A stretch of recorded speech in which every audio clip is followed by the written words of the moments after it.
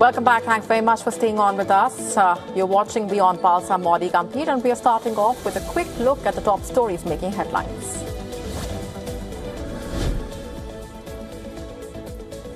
Iran's Islamic Revolutionary Guard Corps releases footage showing what it says were missiles launched at the U.S. assets in the Gulf region. New fighting erupted between the U.S. and Iran hours ahead of the burial of the late Supreme Leader Ayatollah Ali Khamenei.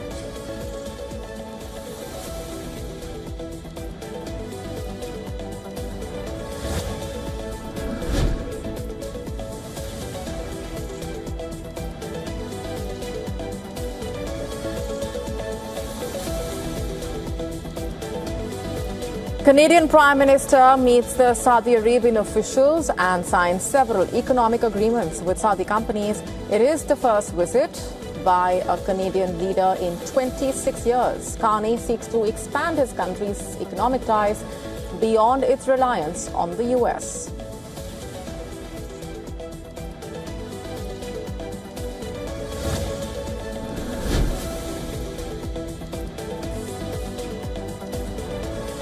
Firefighters raced to extinguish a major blaze that tore through a shoe factory in eastern China, killing at least 28 people. The authorities say the fire and rescue teams dispatched 183 people and 35 vehicles.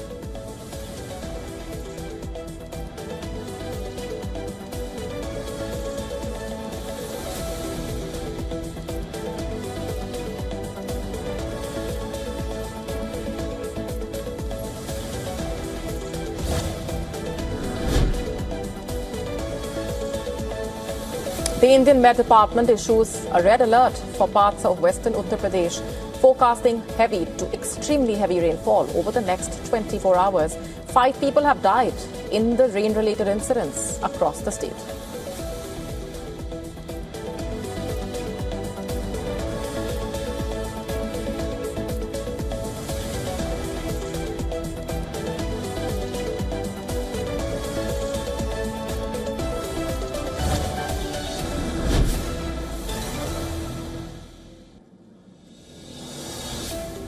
Russian authorities say heavy rainfall triggered floods, mudslides and rockfalls that have cut off 60 settlements from the transport links in the country's southern republic of Dagestan.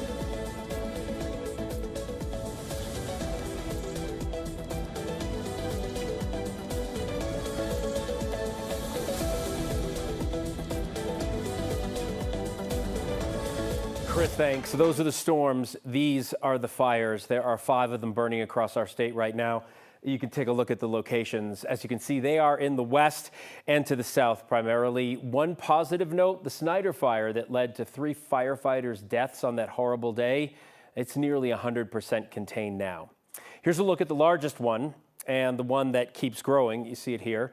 Since sparking June 29th, the Aspen Acres fire southwest of Pueblo has burned just 96,000 acres, including more than 250 homes in 2 counties. 14% of it is contained right now, and officials say the fresh rain has raised the humidity levels and growth could be smaller today, so a bit of good news. Plenty of the 1,800 firefighters working that fire are Coloradans. But take a look at this map. Crews from all of these orange states, the states lit up there in orange, are also helping in the fight. Governor Polis has declared a disaster emergency for the Ferris fire burning in Dolores County. That will free up more resources to fight the 60,000-acre fire. Crews have that 19% contained. And in Ouray County, firefighters are moving ahead with planned burns on the Gold Mountain fire. They want to intentionally burn vegetation ahead of the fire to remove the fuel that the fire could burn up and also help slow its spread. Officials say it's just over 32,000 acres in size now, and the burn will likely increase the size, but that is an expected part of the strategy. And the smallest fire, the Willow Fire near Leadville, has led now to evacuations. They're new. It's 4,300 acres in size, but crews there are also conducting intentional burns to help strengthen containment lines. North Metro Fire has really been stepping up, sending members to various fires around the state. And this morning, the department sent 3 more people to Pike National Forest just outside of Colorado Springs. As 9 News reporter Courtney Yoon tells us, their mission is a proactive one. As wildfires are burning across Colorado, North Metro Fire Rescue is getting ahead of the danger. So just before 7 a.m. this morning, a 3-person crew from North Metro Fire Rescue left Station 61 on their way to the Pike National Forest just outside of Colorado Springs. We were there while they were gearing up and preparing to leave. Take a look. So this crew of 3 people will be pre-positioning or staging resources in case they're needed. They are not currently assigned to any particular wildland fire. So when they arrive, they'll be assigned to a strategic location based on things like weather forecasts, dry fuels, or lightning potential. Their goal is to shorten response times and add manpower to keep new fires from spreading. So this is a very proactive deployment. It's something firefighters across the nation help each other out with. So in Colorado and across the nation, we're in a planning level 4, which means we've exceeded our means to handle our own fires from within. Lieutenant Bill Castingway says crews and resources are being shared to help bolster fire response where resources are already spread thin. We'll get up in that area, we'll get our situational awareness, and we'll group up with a bunch of other resources up there. I think there's some other engines and a mod crew, which is a hand crew and an initial attack crew.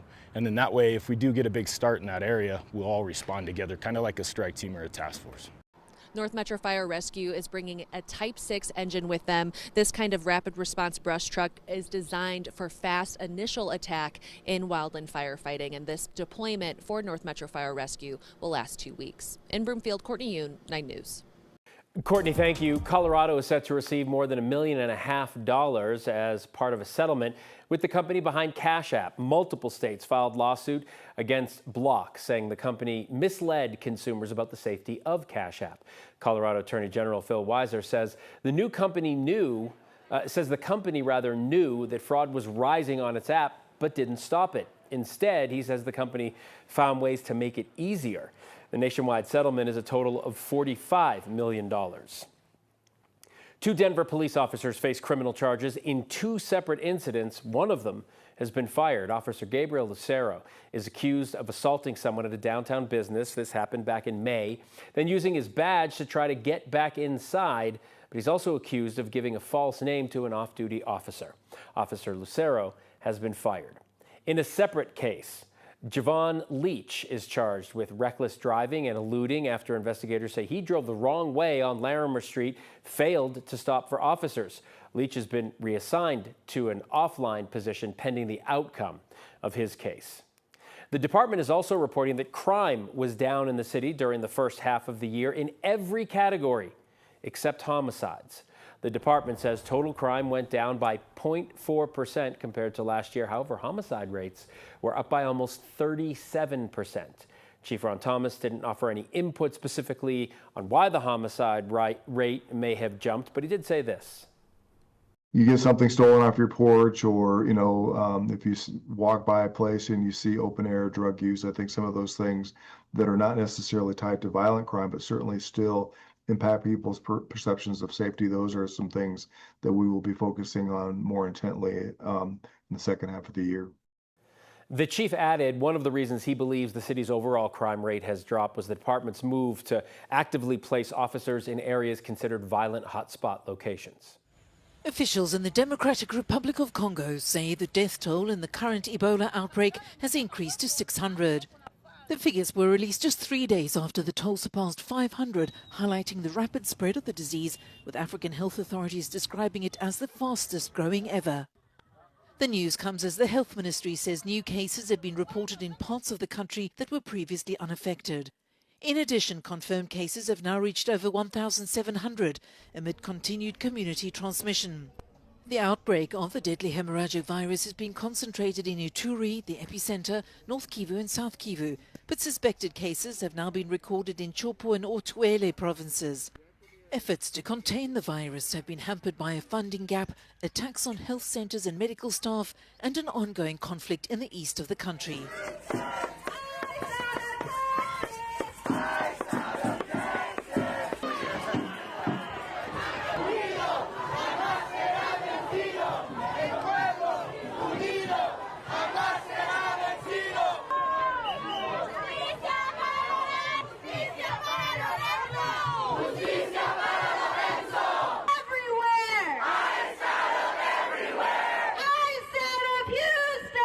This is why we cannot allow the life that was lost within 20 feet of where we are standing right now to be a life lost without justice, without accountability, without transparency, without our removing ICE and eliminating Trump from the White House. This is why I will bring articles of impeachment to evict and convict Donald Trump and get him out of the White House. Trump must go. We want justice, you say how? We want justice, you say how? I sound of Houston now. I sound of Houston now.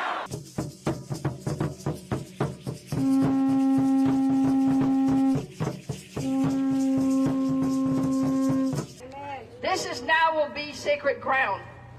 The family is heartbroken. We are all heartbroken. But we must stand with them to make sure that we get accountability, that we have a real, thorough, up and down investigation, and that someone is held accountable. And we send a letter today to DHS. Today we are out here because just a little bit more than 24 hours ago, a gentleman was killed right behind me. A gentleman who was just going to work, a gentleman who was trying to provide his family, a member of our community, a gentleman who was a member of our community was murdered in cold blood in the area behind me. And we need to demand answers from ICE, we need to demand answers from our federal government, because no person should lose their lives while going to work. The other thing is that nobody has the right, under any circumstance, to be judge, jury, and executioner in no regard.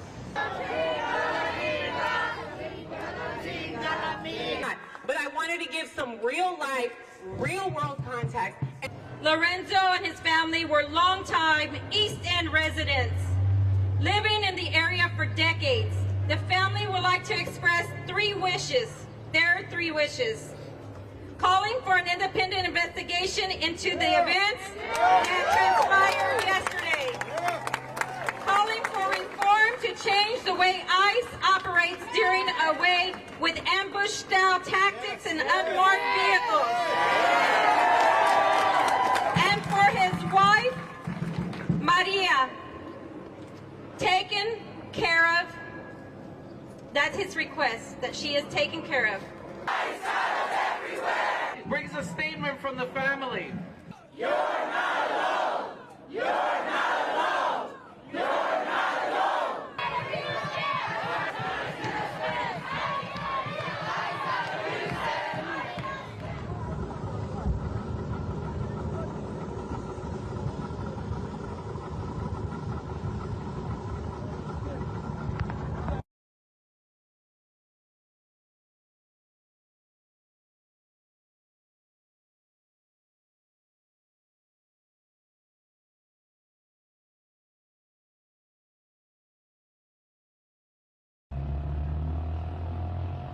Voz.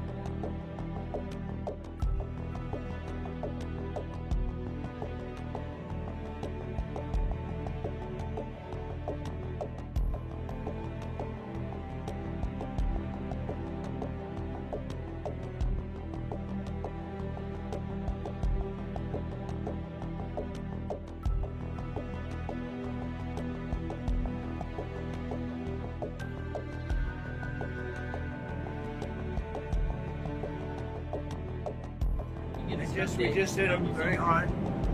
And I say we hit them 20-1. Every time they hit us, we're going to hit them 20. And we did it last night.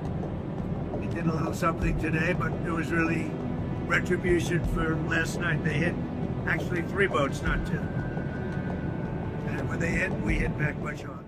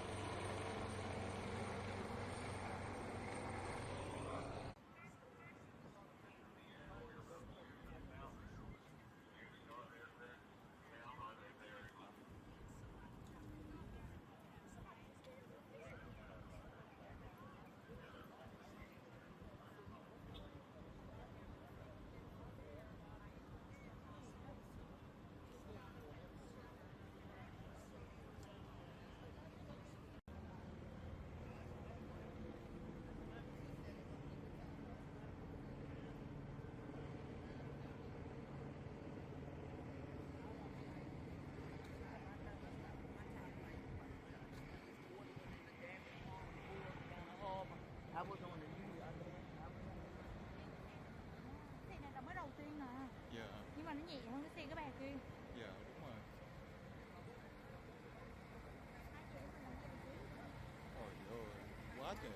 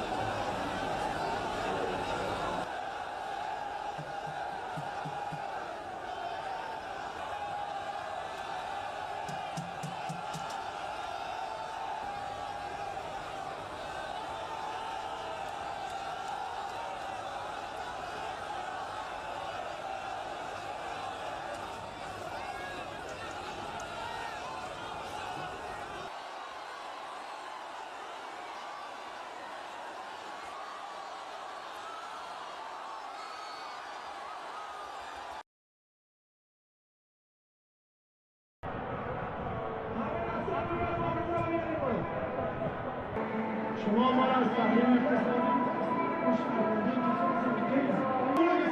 شما بکشی دور جلوش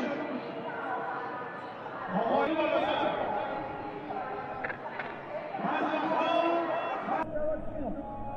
یادتون نمیرفتیم مرقد امام میرفتیم حسینی آقا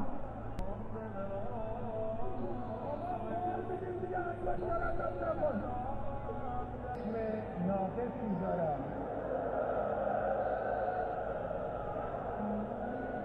شبهای جمعه فاطمه آید به دست کربلا لشکر را بسیار میکنم اما امشب بیاری بالا آقا سلام